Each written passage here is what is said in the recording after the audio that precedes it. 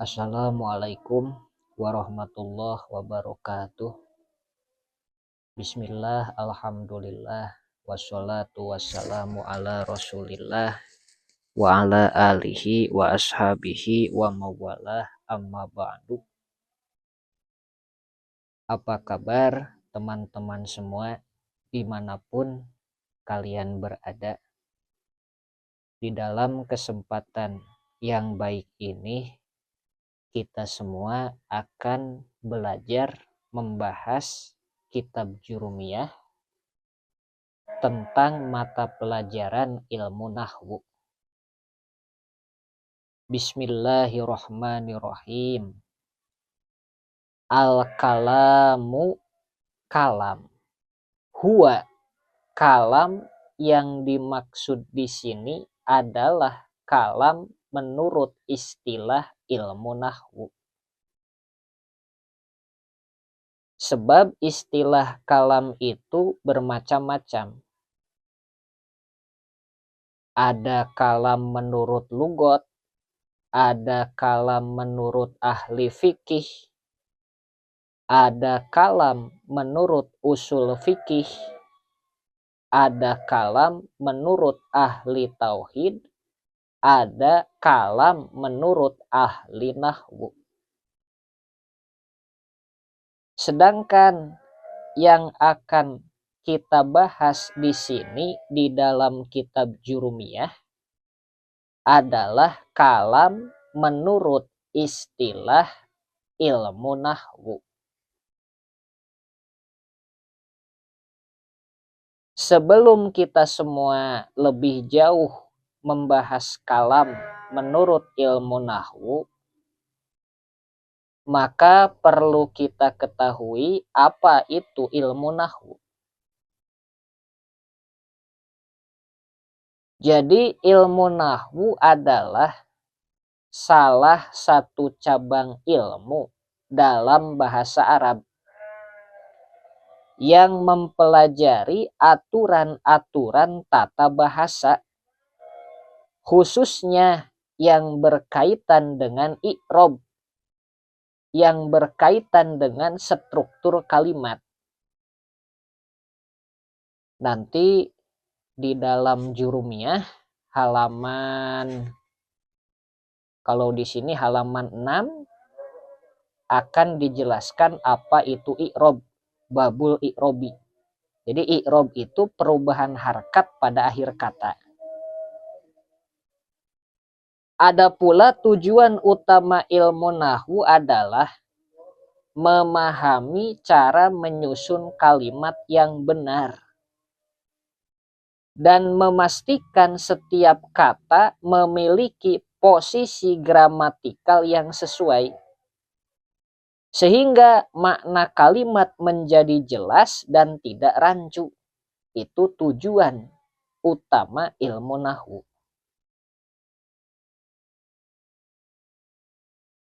Pokok-pokok pembahasan dalam ilmu nahwu. Jadi yang dibahas di dalam ilmu nahwu itu diantaranya 1. Menjelaskan tentang i'rob. 2. Menjelaskan tentang jenis kalimat. 3. Menjelaskan tentang struktur kalimat. Struktur kalimat di dalam bahasa Sunda itu disebut narkib. Adapun pembahasan di dalam ilmu nahwu itu membahas tentang aturan tawabe, isim tabe, seperti aturan naat, aturan ataf, taukid, dan badal. Nah, setelah kita tahu pengertian ilmu nahwu secara ringkas, maka kita kembali ke permasalahan pembahasan awal di dalam kitab Jurumiyah.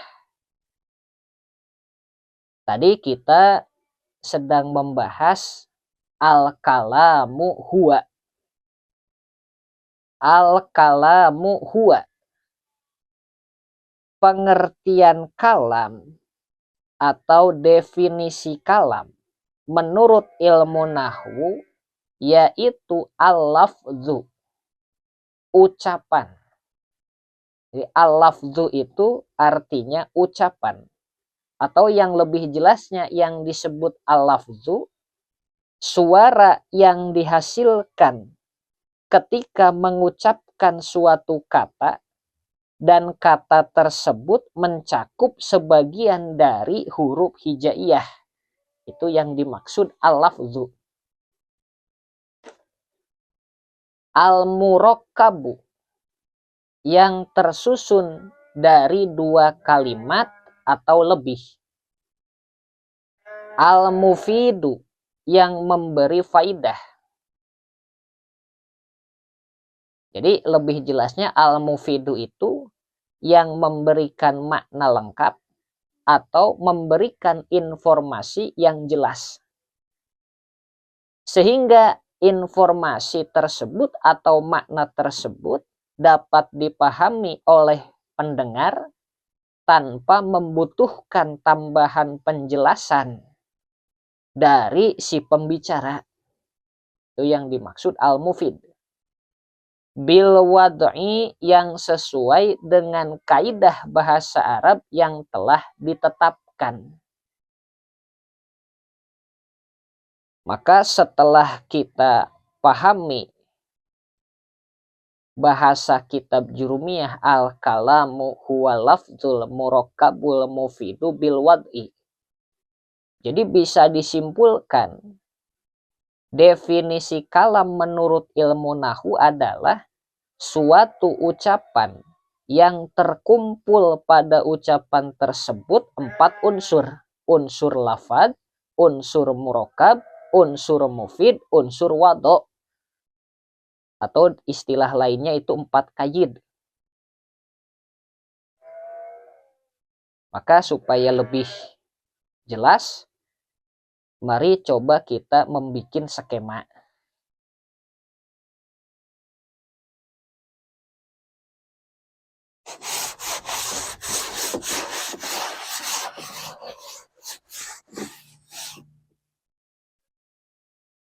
Jadi yang kita bahas di sini itu adalah kalam indan nahwiyin. Kalam menurut ilmu nahwu. Definisi kalam menurut ilmu nahwu adalah ma ijtama'a. Ma ijtama'a fihi quyudul arba'ah.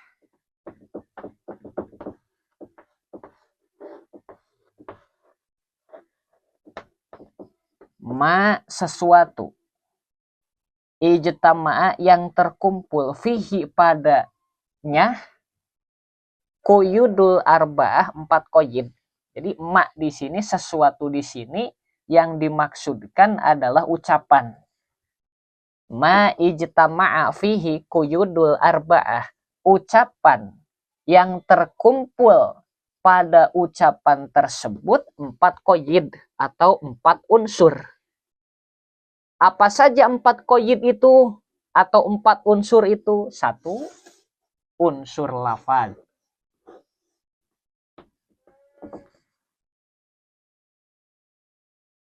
Pengertian lafaz, as-sautul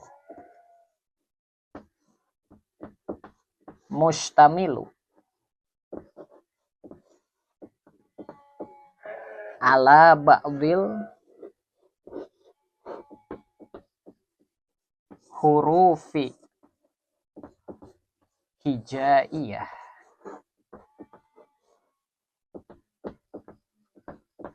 As-sautul mustamilu ala ba'dil hurufil hijaiyah. Jadi pengertian lafaz adalah as-sautul mustamilu ala ba'dil hurufil hijaiyah. As-sautu suara. Nah di sini kita lihat katanya as-sautu memakai alif lam. As-sautu bukan sautun tapi as-sautu. Berarti nanti ada bahasa makrifat, ada bahasa nakiroh, ada kata makrifat dan ada kata nakiroh.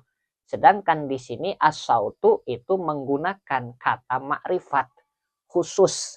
As-sautu suara. Yang dimaksudkan suara di sini adalah suara yang dihasilkan ketika seorang manusia mengucapkan suatu kata. Al-mustamilu. Suara tersebut mencakup atau meliputi ala ba'dil hurufil hijaiyah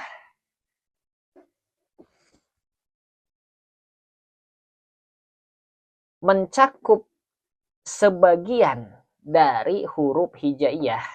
Jadi pengertian lafaz adalah suara yang dihasilkan ketika seorang manusia mengucapkan suatu kata dan pada kata tersebut mencakup sebagian dari huruf hijaiyah atau terdiri dari sebagian huruf hijaiyah.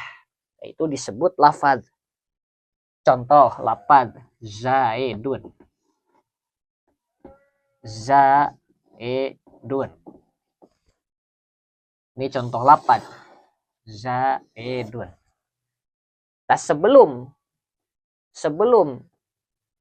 kata ini dibacakan, ini merupakan tulisan. Lalu diucapkan oleh seseorang, Zaidun, maka pasti akan keluar suara. Berarti Zaidun suara yang dihasilkan ketika seorang manusia mengucapkan suatu kata, yaitu kata Zaidun. Dan pada kata tersebut, pada kata Zaidun, ini terdiri dari sebagian huruf hijaiyah. Ada zai, ada ya, ada dal. Maka Zaidun disebut lafaz. Bakrun lafaz. Amrun lafaz. Kitabun lafaz. Dan sebagainya. Berbeda dengan suara gamelan. Suara kendang. Itu tidak bisa digolongkan lafaz. Karena suara kendang bukan dihasilkan dari pengucapan suatu kata oleh manusia. Berarti suara kendang itu bukan lafaz yang dimaksudkan di sini.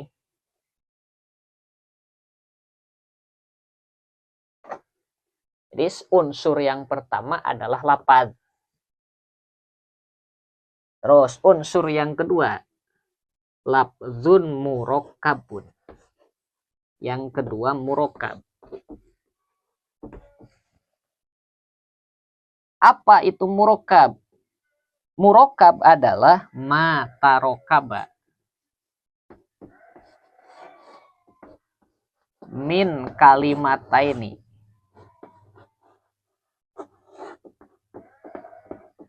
Matarokaba min kalimataini fa aksaro.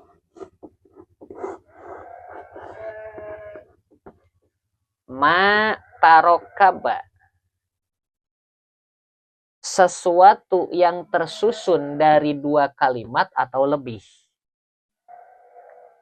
Jadi pengertian murokkab adalah suatu ucapan yang tersusun dari dua kalimat atau dua kata. Dua kalimat yang tersusun ini mau sejenis ataupun berbeda jenis. Contoh, dua kalimat yang tersusun, ucapan yang tersusun dari dua kalimat, dan dua kalimat tersebut sejenis.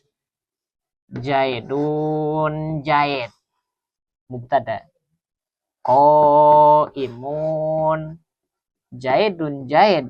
Qaimun. Jaidun itu qaimun, sedang berdiri.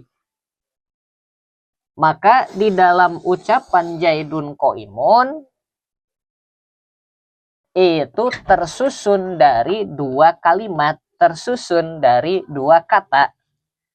Yang pertama kata Zaidun, yang kedua kata qaimun. Dan dua kata ini sejenis. Zaidun jenis kalimat isim, qaimun jenis kalimat isim. Adapun contoh yang berbeda jenis. Koma. Zaidun. Koma, sedang berdiri, sudah berdiri, fi'il madhi. Koma, sudah berdiri. Siapa? Zaidun, Zaid. Koma, Zaidun, sudah berdiri, Zaid. Koma, Zaidun, sudah berdiri, Zaid. Itu tersusun dari dua kata. ada kata koma, ada kata Zaidun. Dan dua kata ini berbeda jenis. Koma jenis kalimat fiil, Zaidun kalimat isim berbeda jenis. Contoh murokab yang tersusun dari 3 kalimat.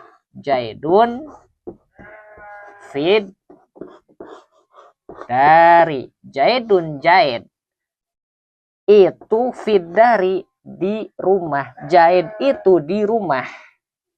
Contoh Zaidun fid dari, ucapan yang tersusun dari 3 kalimat. Pertama kalimat Zaidun, kedua kalimat fi, ketiga kalimat ad-dari. Zaidun kalimat isim, fi kalimat haraf, ad-dari kalimat isim. Zaidun Zaid itu qaimun sedang berdiri. Maka kalau di dalam bahasa Indonesia, Zaidun disebut subjek, qaimun disebut predikat. Koma sudah berdiri siapa? Zaidun Zaid. Koma sudah berdiri itu predikat. Zaidun subjek. Jadi yang disebut murokab adalah matarokaba min kalimataini faaksaro. Suatu ucapan yang tersusun dari 2 kalimat atau lebih. Sejenis ataupun berbeda jenis. Qaid yang ketiga. Kedua murokab. Ketiga mufid.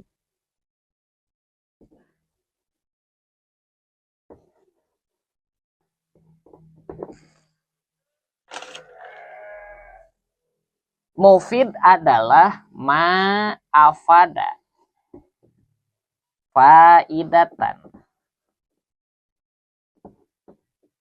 yahsunu sukutu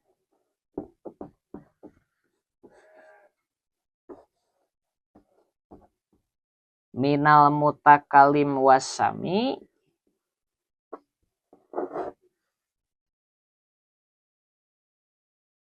minal mutakalim wasami alaiha.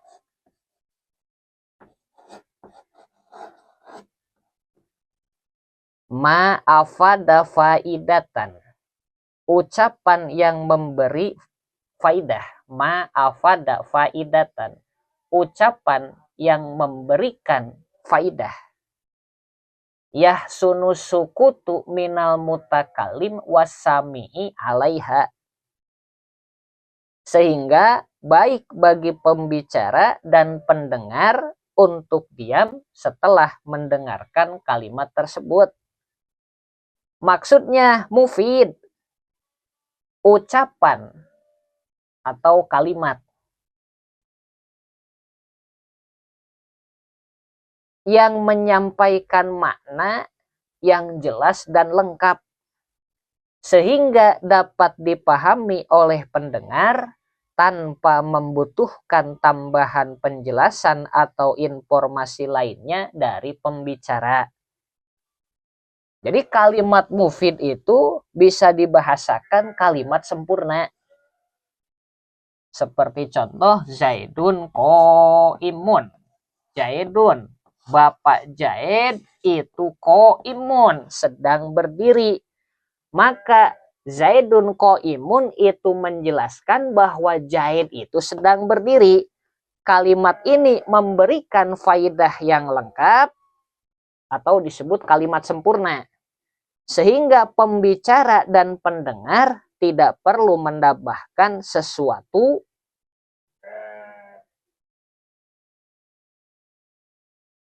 karena kalimat ini sudah jelas, tidak perlu menambahkan konteks lainnya.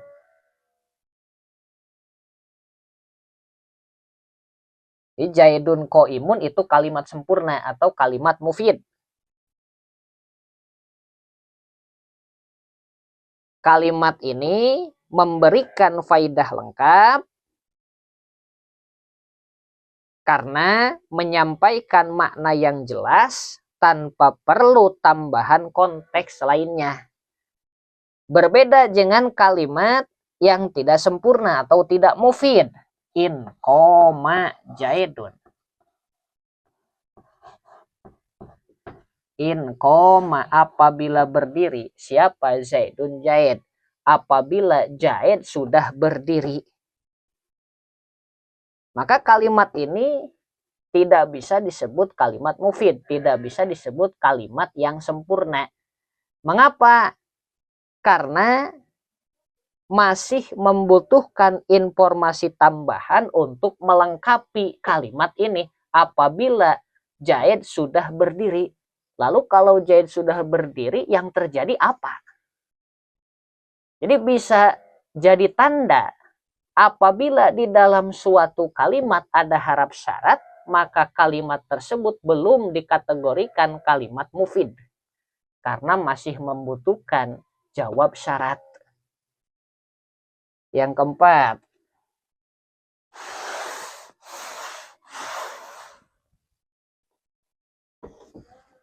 wado.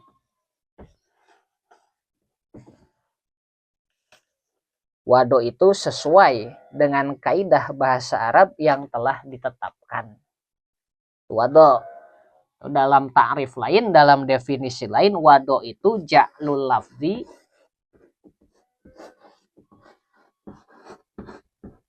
dalilan alal makna. Ja'lul lafzi dalilan alal makna. Menjadikan lapad atau kata dalilan alal makna sebagai penunjuk untuk makna tertentu.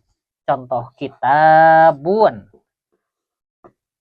Kata kitabun dijadikan untuk menunjuk pada buku berdasarkan kesepakatan bahasa. Atau kolamun. Kolamun itu artinya pulpen. Kata kolamun itu dijadikan untuk menunjuk pada alat tulis. Kata-kata ini kitabun, kolamun disebut wado karena dijadikan untuk menunjuk pada buku atau pada makna kata itu berdasarkan kesepakatan bahasa. Atau di dalam definisi lain, wado itu al-arabiyyu, sesuai dengan kaidah bahasa Arab yang telah ditetapkan. Atau dalam bahasa lain, takrif lain, wado itu al-qasdu, orang yang mengucapkan kata tersebut dimaksud atau disengaja. Setelah kita paham 4 unsur ini, maka kita akan mencoba memahami contoh kalam. Contoh koma Zaidun. Koma sudah berdiri. Siapa? Zaidun Zaid. Koma Zaidun sudah bisa disebut kalam. Karena di dalam ucapan koma Zaidun sudah berdiri Zaid, Zaid sudah berdiri, itu terkumpul 4 qaid, terkumpul 4 unsur. 1, koma Zaidun itu lafaz, koma Zaidun itu murakkab, koma Zaidun itu mufid, koma Zaidun wado. Atau dibalik, Zaidun qaimun. Zaidun qaimun ini juga sudah bisa disebut kalam. Zaidun Zaid itu qaimun sedang berdiri.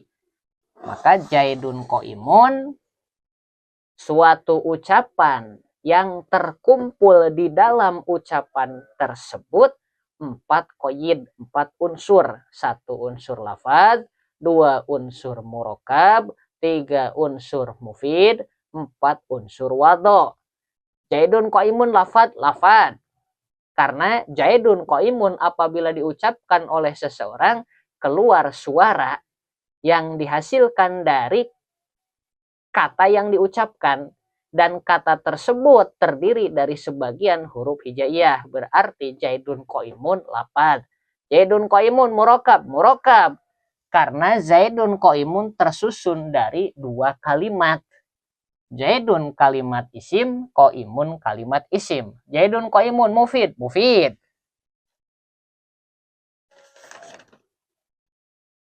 Karena memberikan makna lengkap atau informasi yang jelas sehingga dapat dipahami oleh pendengar tanpa membutuhkan tambahan penjelasan. Zaidun qaimun sudah jelas bahwa Zaid itu sedang berdiri. Berarti Zaidun qaimun mufid. Zaidun qaimun wado. Karena sesuai dengan kaidah bahasa Arab yang telah ditetapkan. Apabila ada mubtada, pasti ada khobar.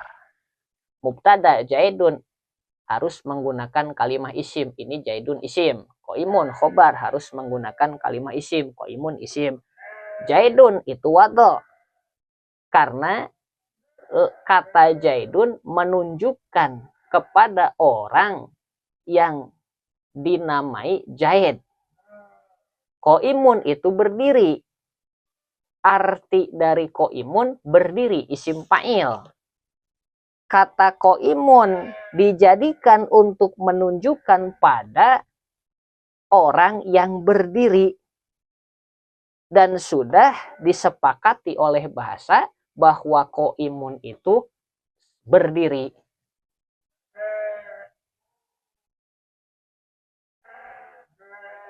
Nah, untuk selanjutnya wa aksamuhu salah satun. Wallahu a'lam bishawab.